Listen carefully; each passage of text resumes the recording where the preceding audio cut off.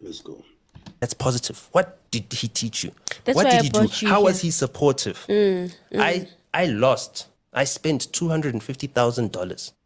How much is that in rands? I don't know. You can calculate. Times it by 19. Damn. I don't know how much it is. Know that I gave up $30,000 so that she could get her masters back from her old record label, and the owner of it is around here. I visit him a lot. Okay. Yeah, he's an old bully. You know what I mean? He's like a mentor to me now. So that gave her whatever it cost, $20,000 to do her album. Gave her a bursary to go study an MBA at Columbia University in the United States, $150,000. Went to New York, found the apartment, which is walking distance from Columbia University, checked it out. So, okay, fine. And it's you already found it, secured you find it nicely. Nicely, it's already there. You know what I mean? However much it costs. You know what I mean? That costs me however many thousands of dollars to be able to do that. Paying for maintaining our lifestyle, maintaining our life. You know, we work in the entertainment industry. We're in a pandemic. Everything is shut down. You understand? She was not earning an income for 2 years. She was a housewife. Yeah. You know, going through her own. Damn. Okay, I'm not saying there's a problem with being a housewife, but like, damn. Yeah. Thing where she had been able to support herself her entire life. For the first time in her life, she wasn't able to support herself. And then at the first moment when I was like, okay, fine, now you need to step back into who you are being, supporting her, not trying to financially abuse her or anything, doing the exact opposite. You know, she then allowed her mind to get poisoned. I mean, TikTok is one of the things. Number two, I'd blame my mother-in-law. Okay, her mom. Yeah. Yeah. So my mother-in-law would have this thing where she'd call my wife and then they'd have conversations in another room. Why? Like at first, like she'd call my wife. I don't know why. Okay. It just started at a weird time. Like, you know, at first the conversation would start, we'd be in bed together, she'd be having a conversation, cool. And all of a sudden, no, she'd be like, oh no, are you by yourself? Okay, cool. She'd say that, okay, no, then my wife would go. And then all of a sudden, how? Every single time the mother calls, she calls my wife by herself. Then I started hearing conversations that my mother-in-law was having with my wife coming to me. Like, oh, my mother said she saw this. What hey, is my mother that? says, like, oh, my mother saw some article where they're saying this. Oh, she said, oh, you said you and I had a fight. You know, there was a time I did podcast and chill with MacG, right? And then, like, I was talking about an argument that I was having with my wife, you know, where she just, like, literally does what she always does. I'll disagree with you. Like, love, can we please use a coaster here, you know, because, you know, this is wood. Yeah. And then if we don't, my love, okay, it's fine. I'll get a coaster. Why? Because she just starts crying. I just said, can we please use a coaster here? You just start crying. Okay, fine. So I find that abusive. It's like, okay, I can't even talk to you about anything. You just start crying. Okay. So we're ever... having this argument. No, Yeah. I'm explaining the story. Okay, Yeah. cool. So we're having this argument. Now my mother is coming in. She's hysterical. I'm like, yeah, ma, it's a family vacation. I booked the whole entire family in Langaban. You know what I mean? My mom, my dad, my wife, everybody. You know, it's a family vacation. Yeah. You know, things she never did when she was a child, but I did when I was a child. Like I told you about us going to Cape Town. So I was introducing her into our family culture, which is going on vacations all the time, everywhere. The time. You know what I mean? It's like our fifth or fourth vacation by that time. So we're having this thing, and I'm like, yes, I understand, fine, but she doesn't need to be crying and hysterical. And the reason why she was crying is because she left the stove on, right? And it's not a gas stove. And then she put glass on the hot plate of the stove.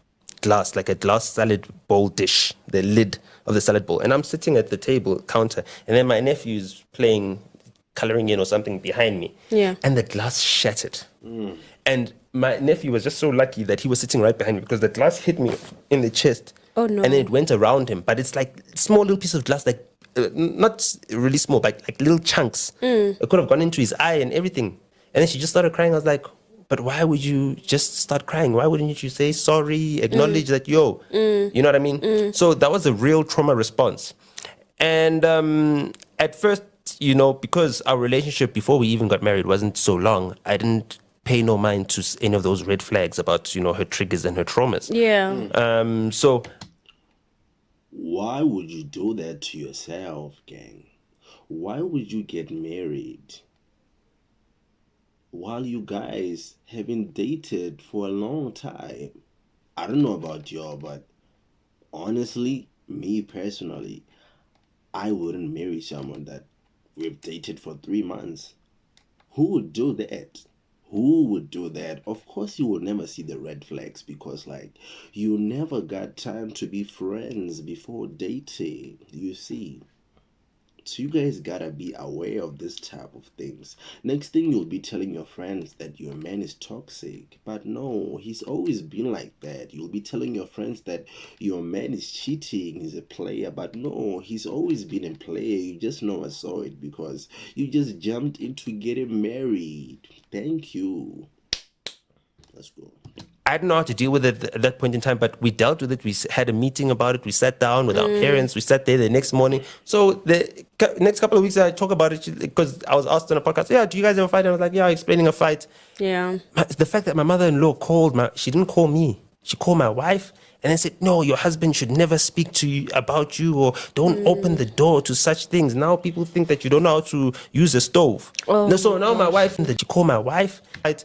Yeah. The fact that my mother-in-law she didn't call me. She called my wife and then said, no, your husband should never speak to you about you or don't open the door to such things. Now people think that you don't know how to use a stove. Oh, no, so now my wife felt like, This is why you should never let your parents in your relationships. I'm telling you for real, gang. You should never let your parents in your relationships because now they are going to be giving you advices based on their experience, and their experience will never be your experience. Don't do that to yourself. Be aware of that. Be aware. Shout out. she's embarrassed to her mother. She's embarrassed to the world. She don't know how to use it. And for me, it's such an inconsequential thing. So even when she says it to him, I'm like, really? Are you really mad about something like that? What I'm not knowing is that basically my mother-in-law is working on breaking up my marriage because what she sees is that her cash cow, her celebrity pop star daughter is now gone and now contributing to this family. And now she's no longer here for her. You know, she's saying things about she wants to be financially responsible. She's paying back the debt of things that her mother borrowed her, like her mother would borrow her money for things. She's starting to pay back the debt. She's starting to pay back her old unpaid school fees and everything else because I was trying to make sure that my wife is in a great financial position. Personally, she's out of debt and everything else. Yeah. Even if I'm in debt, it's fine, but at least let my wife be out of water. So because now I'm a man, I'll make a plan. Yeah, I'll make a plan. You know what I mean? I'll swim. You know what I mean? I'll look cool above the surface, but underwater I'm kicking like hell. So cool. And I'm not seeing it and over and it's happening again. Then my father-in-law calls at some point in time, you know, and he's like, hey, you know, she's saying, and now, hey, I've also dealt with some of these problems. Now they were telling me I need to go for therapy and I refuse this thing of therapy. As a family, we don't need therapists and whatever. So now my wife had been forcing me to therapy. Never let your mother-in-law in the relationship. Don't do that.